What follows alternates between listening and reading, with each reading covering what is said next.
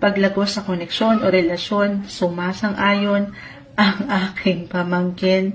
Pero, that is the best time, Sagittarius, to reflect.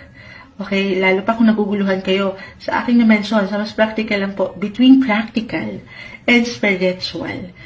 Reflect on what you really want, or kung ano yung gusto mo talagang gawin, puntahan, sabi ko nga matutunan, or kung sino bang gusto mo, or kung ano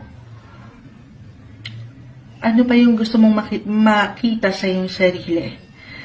May hugot, okay? Maging bukas kayo sa ilang possibility rin ng pagkonekta, especially kung message siguro ito marahil for some of you na hindi kayo nag-iisa.